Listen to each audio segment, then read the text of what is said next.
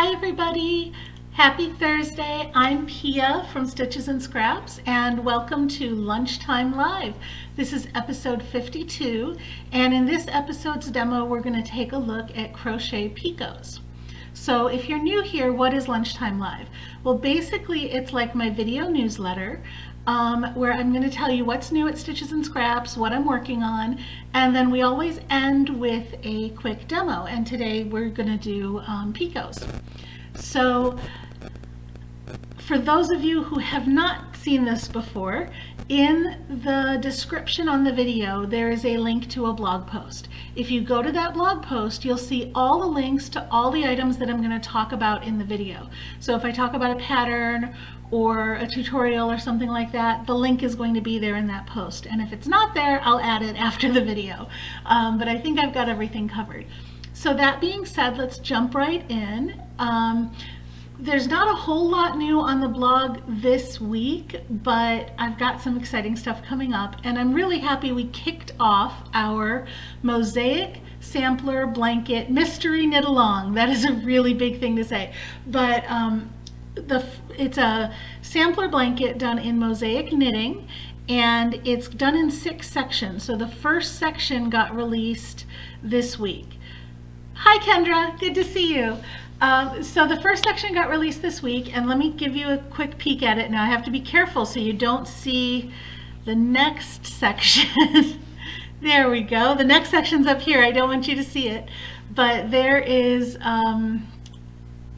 the first section. It's the stair step pattern for the Mosaic blanket mystery knit along. So that pattern was released, and what you'll see is 2 separate blog posts about this.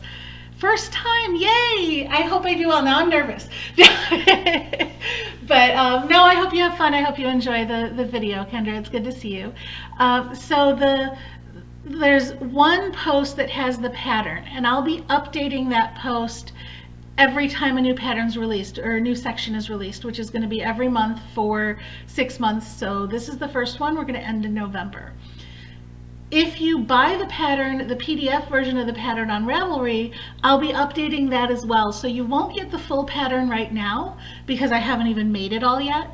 But as each section is released, I'll update the pattern so you can download it again. You don't have to buy it 6 times. You buy it once, you'll get the whole pattern by the time it's over. And then the other post that's up is the section 1 tutorial. So 2 posts went on the same day because this is the first section. There's the pattern post and the tutorial post. And in the tutorial post, there's a video of how to do this actual section. So for people who just joined, here is a picture of section 1 of the Mosaic sampler blanket mystery knit along pattern. And that just came out this week. Hi Beth, good to see you. Okay. So what else is new? What else is going on? Well, that was the main thing I was working on this week. The other thing that's going on in life in general this week is the Tour de Fleece. I don't know if any of you know about this. If you're a spinner, you know about it. But it's basically it's a fun event that runs along with the Tour de France, the bicycle race in France. And it's kind of like a twist on the whole spinning versus spinning yarn thing. But anyway, so the idea is you challenge yourself, you set yourself a goal, you try to spin every day of the tour and achieve whatever this goal is that you've set. So my goal is I'm going to do my first cable ply yarn. And this is my first bobbin. So a cable ply yarn it's a 4-ply, but you start with 2 plies and 2 plies, and you spin those 2 and ply them together. So you have a 2-ply yarn and a 2-ply yarn. Then you take those 2 2-ply yarns and you ply those together. So it's got a 2-step plying process, and you need 4 singles to make it. This is my first single. It's super thin. It's at about 40 wraps per inch. So I'm thinking by the time I'm done, it'll be about 18 wraps per inch for the 4-ply, which is about a sock weight yarn. So we're hoping for a 4-ply sock weight yarn. But this is what I've been up to, a couple of hours a day of spinning, and that'll keep going on through the Tour de France for the Tour de Fleece. So the other thing that I've been working on is next week's pattern, which is, I think it's next week. Don't hold me to that. I'm pretty sure it's next week. Which is the next pattern. Yes, it's next week. The next pattern in the Friggies magnet crochet along. So who wants a sneak peek? The very first sight of this pattern. Here we go. I decided to do a lion for this week. So this will be next week's pattern. It is a lion Friggie. And there's a reason I picked a lion, because you guys all know Lion Brand is sponsoring the crochet along. They gave me all the yarn for the crochet along, their Lion Brand DIY yarn, which you'll see right there in that box. There is some of it. So they're sponsoring that way. They gave me all the yarn for it. They're also sponsoring our third quarter prize. And next week is going to be the beginning of our third quarter for the crochet along. So the prize that Lion Brand is sponsoring for our third quarter crochet along, and this is so exciting, you guys. It's a new yarn of theirs. It's called Date Nights. And it's super sparkly. It is a worsted weight, I'm pretty sure, yes. It's a worsted weight yarn. It's a chainette construction yarn with sparkle to it. So let me show you a close-up of this yarn. Okay, so it is a acrylic polyester blend. And just look at that sparkle. And it's so hard to get sparkle on video, but you can see all that sparkle in the light, right? It's not, you know how sometimes sparkly yarns can be scratchy? This one isn't, and I think it's because of the chainette construction. Can I get my camera to zoom in on that? Ooh. No, it doesn't want to. Okay, let's go here and do that. Okay, can you guys see the construction of this yarn? It's kind of like chained together. That's called a chainette construction. And that makes the yarn super springy and soft.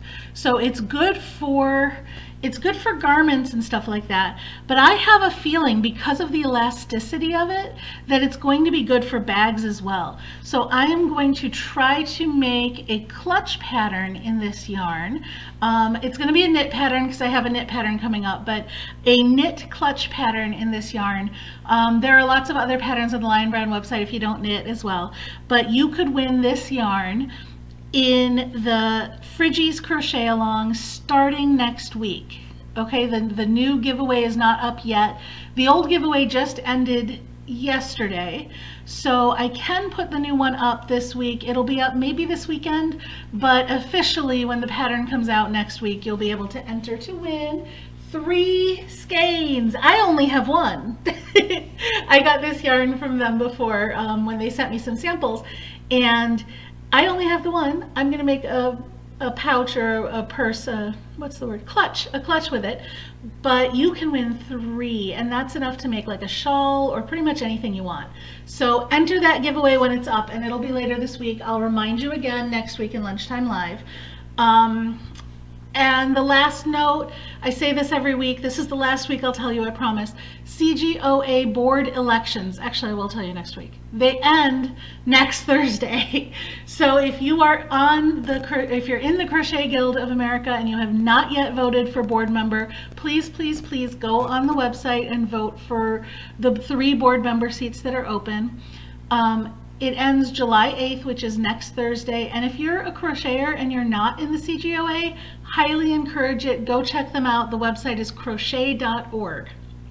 Okay, that's my CGOA pitch. Oh, see, I got my CGOA shirt on too. All right. So for those of you who don't know, I am vice president of the CGOA. And Kendra, there are Canadians in the CGOA. Do you know Julie from @crochet.com? She actually, I met her through the CGOA. So just because you're in Canada does not mean you can't be in the CGOA. If you crochet and you're in the USA or Canada, we have other members too from Australia and other places. So definitely go check it out. It's worth checking out. Okay, so let's get on to the part I know you guys love. Kendra, if you have not seen Julie's stuff, you should. Go to @crochet.com. She's a French-speaking Canadian. I don't know what, I think Quebec is the region she's from. It might be Ontario. I'm not entirely sure, so don't kill me on that. But if you don't know her, you should. She's really excellent. So go to accrochet.com. It's ACCROCHET.com and check her out. She's awesome. Okay, so I know you guys all want to see the demo.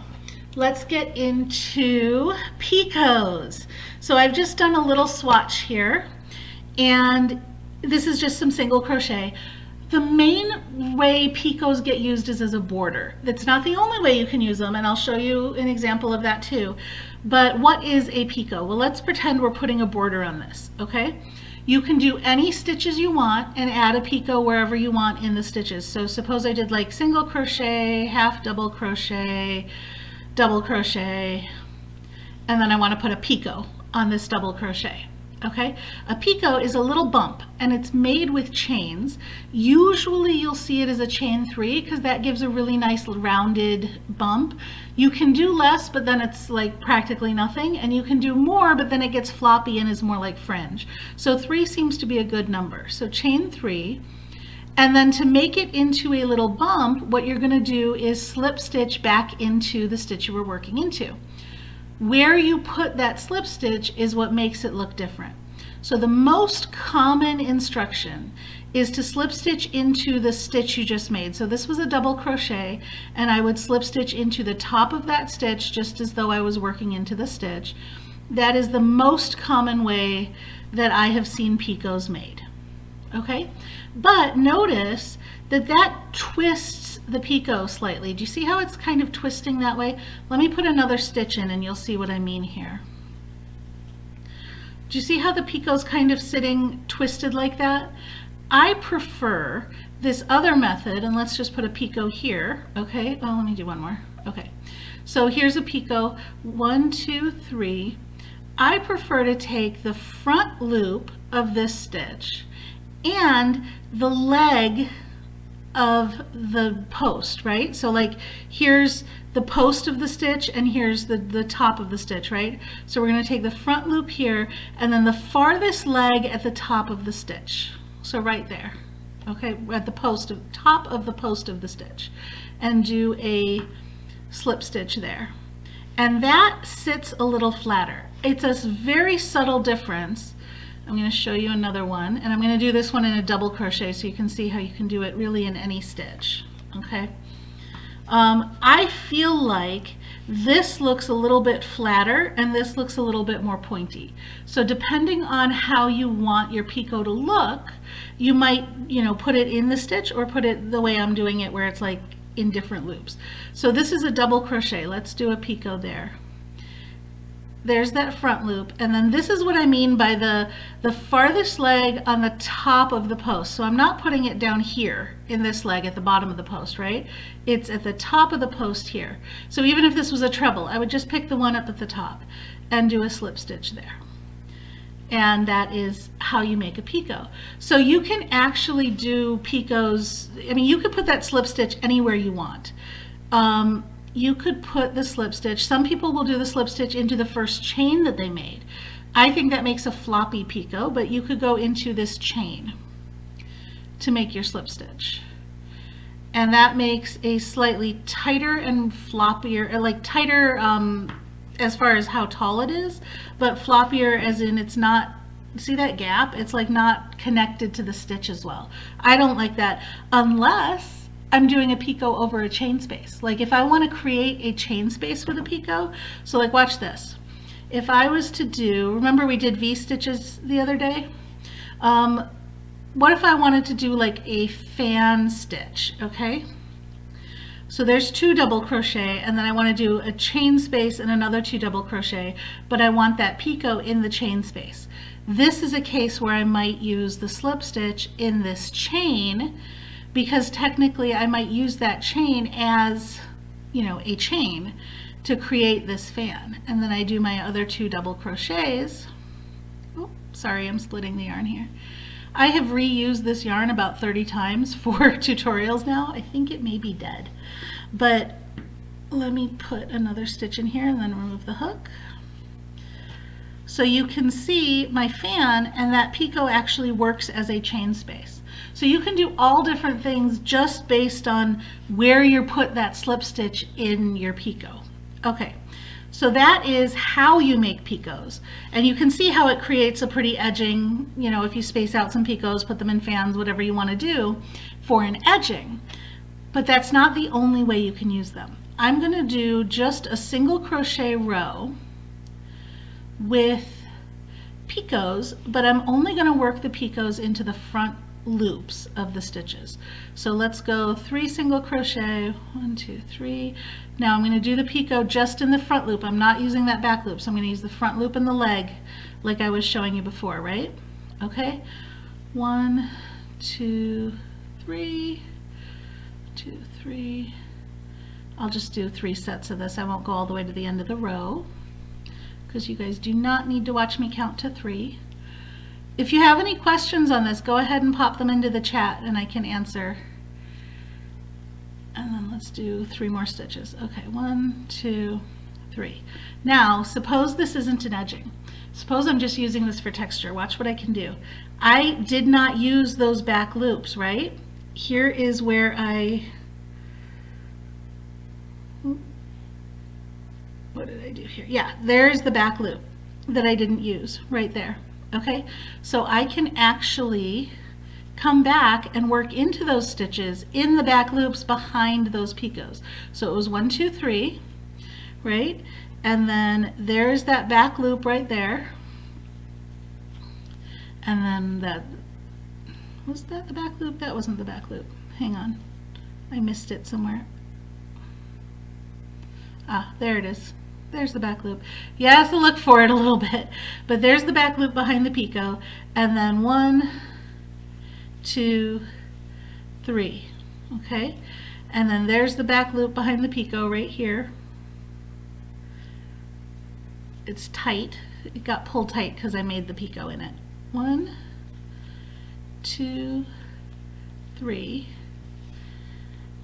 And here's that back loop. And if you didn't want to work in the back loops, you could chain behind the picots as well, just to get across the picot, right? The point is to work behind the picot.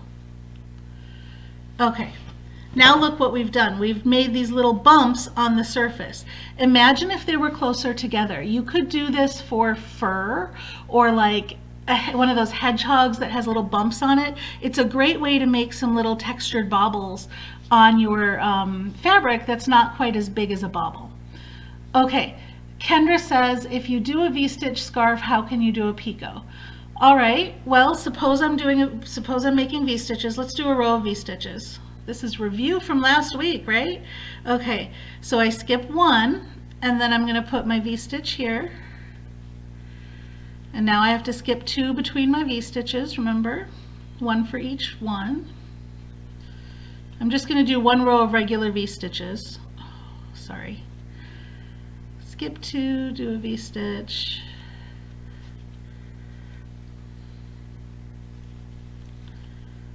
Skip 2, do a V-stitch, and then we'll end it right here with just 1 skipped. Okay, so that is my row of V-stitches, yes, that we're starting our scarf with. So now I'll put picots in the next row. So I chain 3 for the first stitch, and then I'm working into the center of these V's.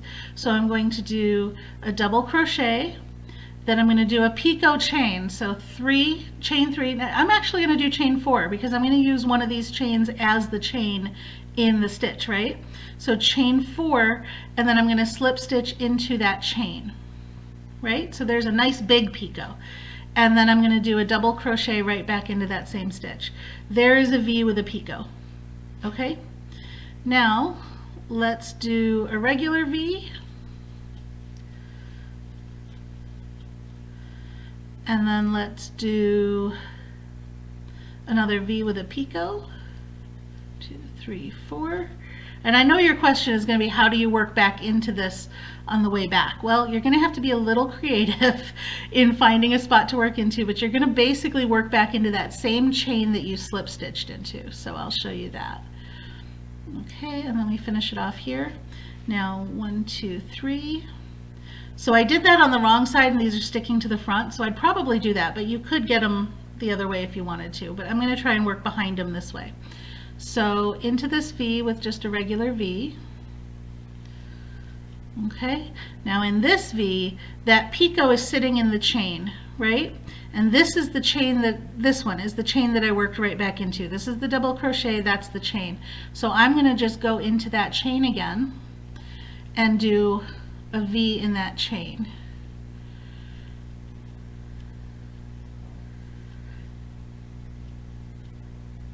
There we go, and then another, well, actually, I think this might be a better placement.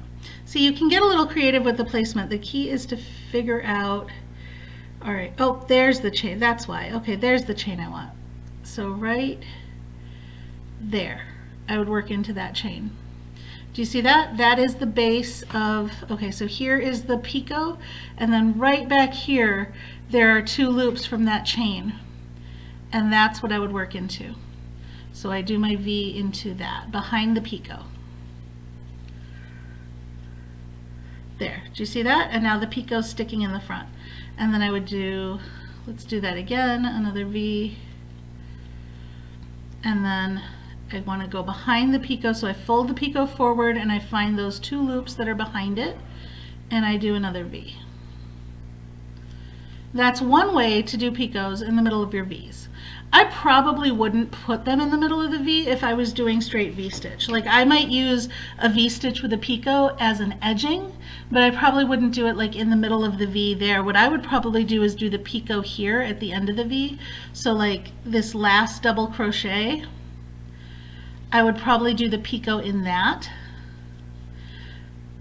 just like that, so that it doesn't interfere with the placement of the V and make it all difficult. And that way you've got the picot sticking between your V's instead of in the center of your V's. So lots of different placement ideas to get, you know, different textures, edgings, whatever you want to do. Picots are really, really versatile. Just basically they're like, I think of them as tiny baubles. Anything you can do with a bauble, you can do with a picot. It just gives you a little bump. So any other questions?